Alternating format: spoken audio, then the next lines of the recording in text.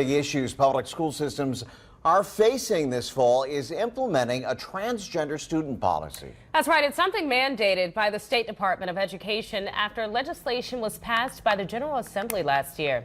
But there are several lawsuits now hoping to stop these policies before the first bell rings. Karina Bolster in Richmond tonight, where one city leader has joined several groups pushing to make sure these policies move forward.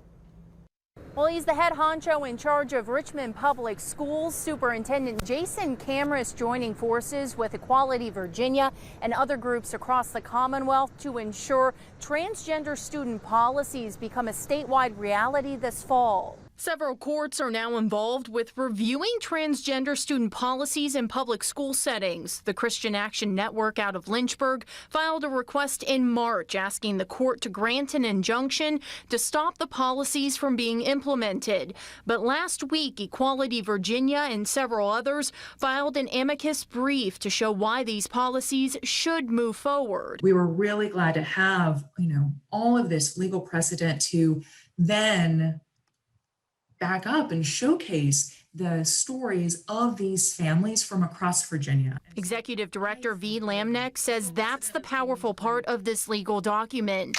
The stories of 5 transgender students recounting their experiences in public schools. Who have faced real harm, discrimination, bullying, and sometimes even violence simply because of their gender identity. More than 50 groups and school leaders from across Virginia adding their names to the brief, including RPS Superintendent Jason Camrus. Symbolizes and signifies the importance of having educators and school administrators stand up for transgender students. But there are also many in opposition. This heated encounter happening in Loudoun County last month when the topic was brought up at a school board meeting. The Christian Action Network president saying these policies show, quote, nothing but contempt and disdain for parental rights, traditional values, and the religious teachings of all major religions.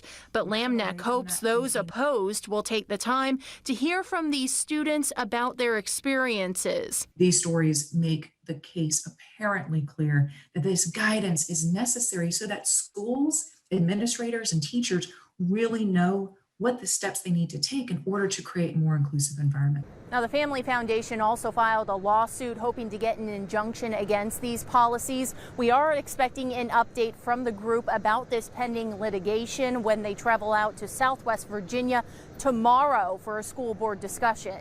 On your side in Richmond, Karina Bolster, NBC 12 News. Thanks, Karina. The State Department